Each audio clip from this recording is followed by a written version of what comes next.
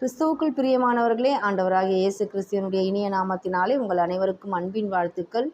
இன்றைக்கும் எதிரிக்கும் உண்மையுள்ள தேவன் என்கிற தலைப்பிலே உபாகமம் 2வது அதிகாரம் 19வது வசனத்தை நான் உங்களோடு கூட பகிர்ந்து கொள்ள விரும்புகிறேன்.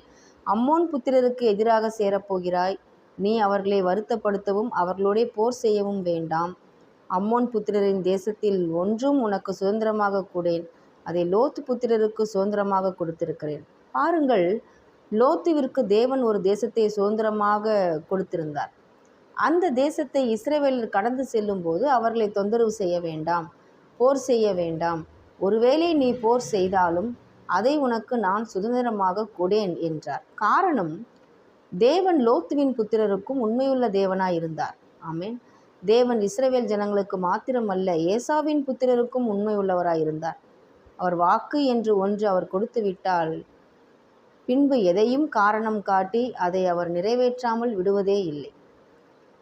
உங்கள் பலவீனத்தை கூட காரணமாக்கி வாக்கை நிறைவேற்றாமல் விடுவதில்லை. காரணம், உண்மை என்பது அவருடைய குணம். தேவனை அறியாத புறஜாதியான ஏசாவின் புத்திரருக்கு கூட தேவன் கொடுத்த வார்த்தையில் வாக்குத்தத்தத்திலும் உண்மையுள்ளவராய் அசையாமலும் மாறாமலும் இருப்பார் என்றால், குமாரரின் இரத்தத்தில் மீட்கப்பட்டு கழுவப்பட்டு பிள்ளைகளான நமக்கு தமது வார்த்தையில் எவ்வளவு உண்மை உள்ளவராய் இருப்பார். நாம் அவரை நம்பலாம். காரணம், அவர் வார்த்தை என்று ஒன்றை கொடுத்து விட்டால் அவன் எதிரியாயிருந்தாலும் அதை அவர் ஒருபோதும் மாற்றுவதே இல்லை.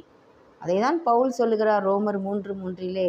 சிலர் விசுவாசியாமற் போனாலும் என்ன, அவர்களுடைய அவிசுவாசம் தேவனுடைய உண்மையை அவமாக்குமோ என்று. வாக்கு கொடுத்ததால் லோத்துவின் புத்திரரை, ஏசாவின் புத்திரரை பாதுகாக்கும் தேவன் சொந்த பிள்ளைகளை காக்காமல் விட்டு விடுவாரோ? சிந்தித்து பாருங்கள். கர்த்தர் தாமே இந்த சத்திய வசனத்தை ஆசீர்வதிப்பாராக. ஆமென்.